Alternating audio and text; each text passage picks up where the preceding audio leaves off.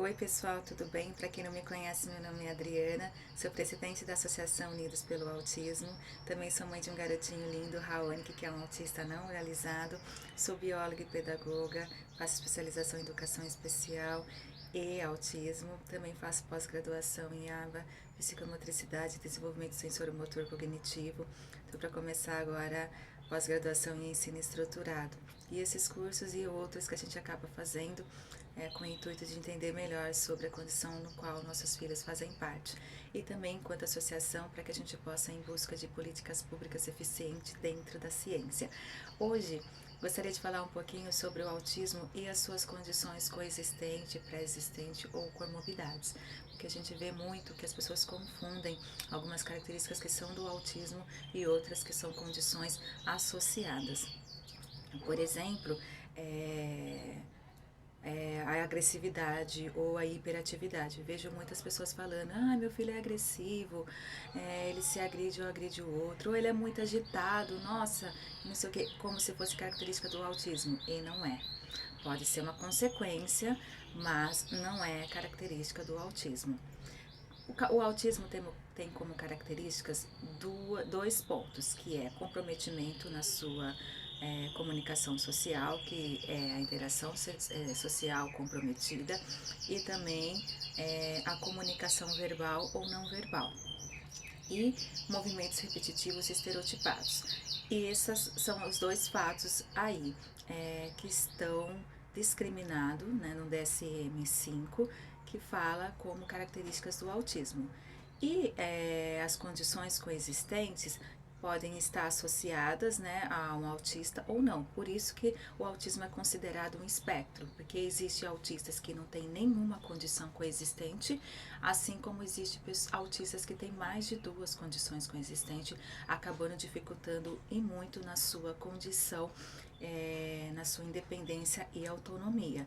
Claro que com uma boa equipe multidisciplinar, especializada, e ele consegue uma melhoria na sua qualidade de vida, até esses autistas que têm mais de duas condições coexistentes, e às vezes até um nível de comprometimento e de apoio ele sendo elevado, mesmo assim também ele consegue ter uma melhoria na qualidade de vida. E cada autista é único, vai depender aí do seu universo, do nível de suporte que ele terá para ele poder evoluir, tá bom?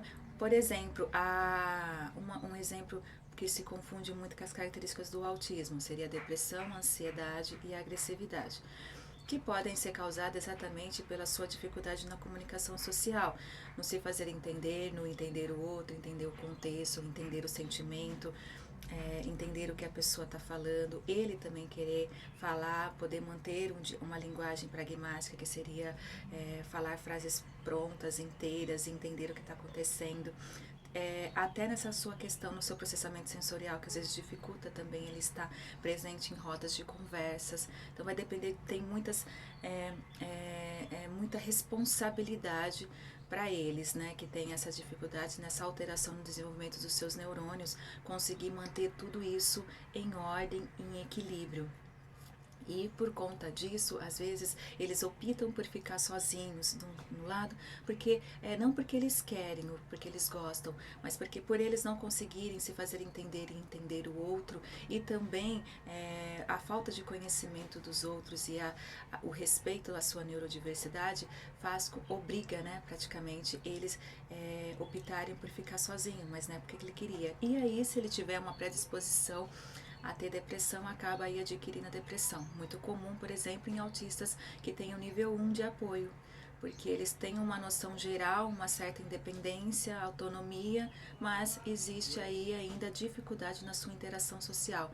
Às vezes a parte cognitiva não está comprometida, então eles têm toda a noção do todo no sentido assim, eles conseguem compreender o outro, mas o outro não consegue entendê-lo.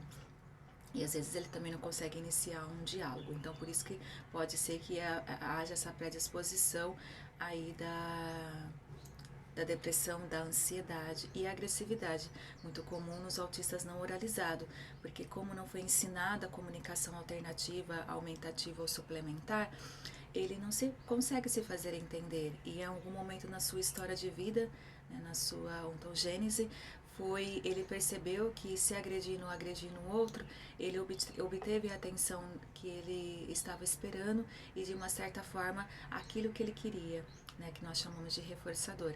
Então é necessário trabalhar esses comportamentos para que ele tenha qualidade de vida também e não dificulte na sua comunicação social. Além dessas, também tem o transtorno de déficit de atenção e hiperatividade, também comum, né, que pode acontecer neles, que é uma condição coexistente. A deficiência intelectual, que é mais comum do que dizerem que todos os autistas são super inteligentes, isso não é verdade. Eles são seres humanos, como todas as pessoas, que podem ou não ter uma inteligência acima da média. Então vai depender muito de cada autista. Isso não é uma característica do autismo. Então, se ele tiver a síndrome de Savant, que é o que determina ele ser praticamente um gênio em alguma habilidade, vai também depender de cada um. Então, assim, pode ser que o autista tenha síndrome de Savant, pode ser que ele não tenha. Pode ser que quem tenha síndrome de Savant não tenha o autismo. Então, não existe uma obrigatoriedade entre esse transtorno e síndrome. E também a questão de ter inteligência acima da média, vai depender de cada um. Tá? Mas o comum é que ele tenha deficiência intelectual, aí até 70% dos autistas têm.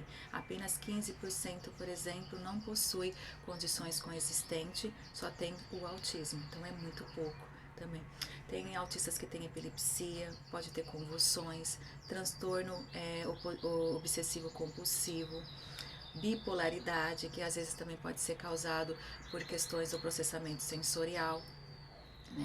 Às vezes ele tá super bem, aí de repente vem um barulho enorme que para ele é muito sensível, ele já muda de humor, porque ele não consegue processar aquele som, que para nós às vezes tem um som alto, aí te incomoda, mas aí foi embora, vamos supor que foi um caminhão. Para ele, às vezes, aquele som fica ali na cabeça martelando o dia inteiro, se não for dias. Então, a forma de processar esses estímulos é muito diferente em cada autista. Também é possível, né, ter autistas com transtorno opositor desafiador, ou problemas gastrointestinais. Não quer dizer que esses problemas causam autista, como existe aí uma linha de pesquisa de pessoas que falam, mas eles podem ter problema gastrointestinal, às vezes eles têm também alguma alergia, mas não são todos os autistas, tem que ser investigado. E cerca de 70% dos autistas têm seletividade alimentar, também que pode ser causado por seu processamento sensorial, a depender, porque às vezes ele tem aí dificuldade nas texturas, no cheiro, né, nos odores, né, ou nas cores, então isso pode interferir. E também pode ser que ele tenha recusa alimentar, tem que verificar se é um caso ou se é outro. Cada caso é um caso. A verdade é, a grande maioria dos autistas, cerca de 80%, tem condições coexistentes. E a grande maioria também tem deficiência intelectual. Então é um mito, né, dizer que todos os autistas são extremamente inteligentes, isso não é verdade. A gente tem que entender isso para que a gente tire esse peso da família, ou tire essa questão dos próprios autistas de eles querendo provar alguma coisa que eles não têm obrigação nenhuma, entendeu? Eles já têm muitos desafios para que eles tenham que conseguir se fazer entender na sociedade e ainda ter mais essa responsabilidade.